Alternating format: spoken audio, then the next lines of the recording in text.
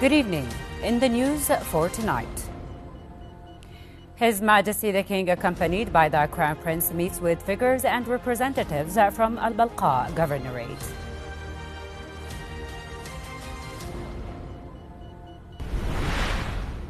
His Majesty discusses with the NATO Secretary General and the President of the European Council regional developments.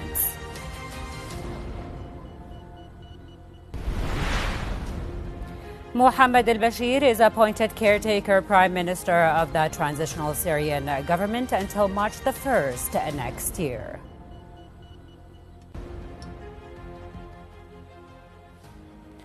Those are the headlines, and now for the news in detail.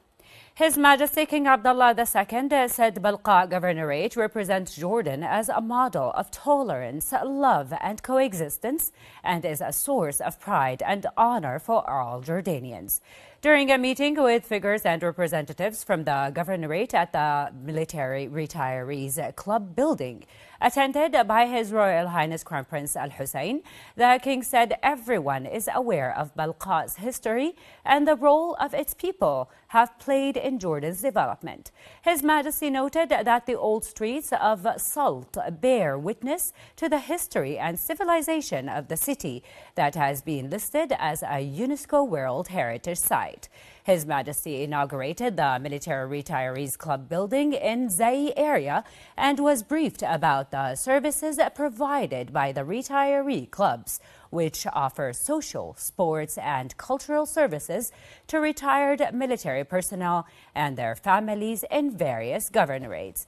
King Abdullah also visited the Salt Secondary School for Boys, which was established in 1923 and is considered the first secondary school in Jordan. During the meeting, His Majesty bestowed the Silver Jubilee Medal upon individuals and institutions in the Governorate in recognition of their contributions in serving Jordan.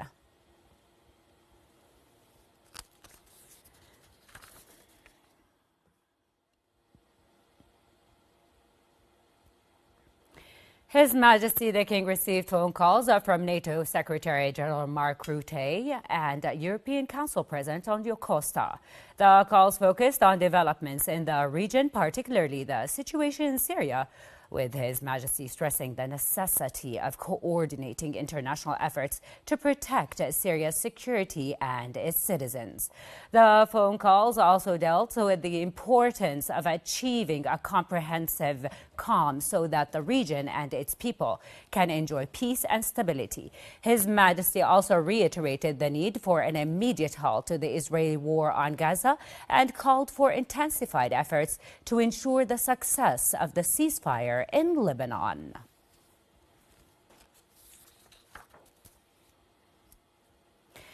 Foreign Minister Ayman al-Safadi held talks with acting U.S. Under-Secretary of State for Political Affairs John Bass and Assistant Secretary of State for Near Eastern Affairs Barbara Leaf.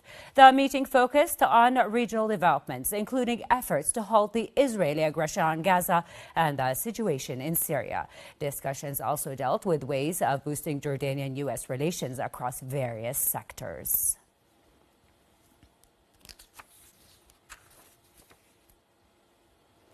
Separately, Foreign Minister Ayman al-Safadi discussed with Qatari Prime Minister and Foreign Minister Sheikh Mohammed bin Abdulrahman Al Thani efforts to reach a permanent ceasefire in the Gaza Strip.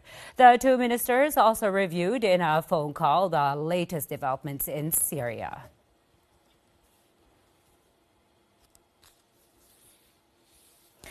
Foreign Ministry spokesperson Sufyan Liqda said Jordanian citizen Osama Bashir al-Batayne, who had been imprisoned in the former Syrian regime's jails for 38 years, arrived back home via the Jabir border crossing.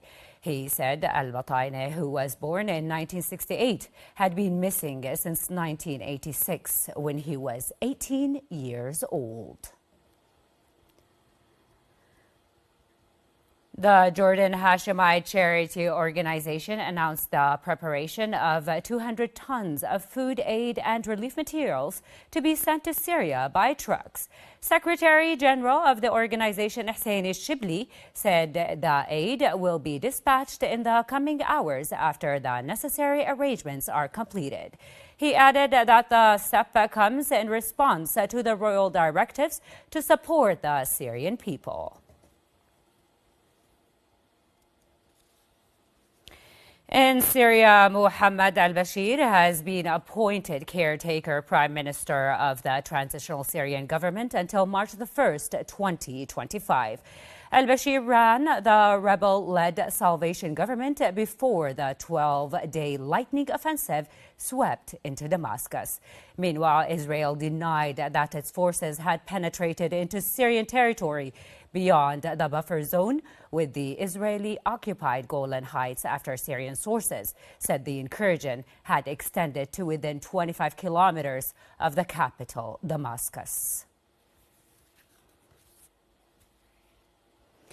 In the Gaza Strip, Israeli strikes killed at least 34 Palestinians overnight and day as Israeli tanks pushed into areas in central and southern parts of the enclave.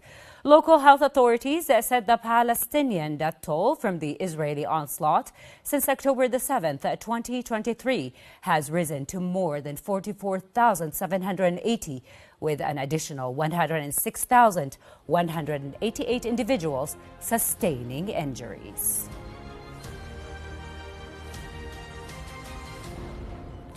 That's the end of our news for tonight. Thank you for watching.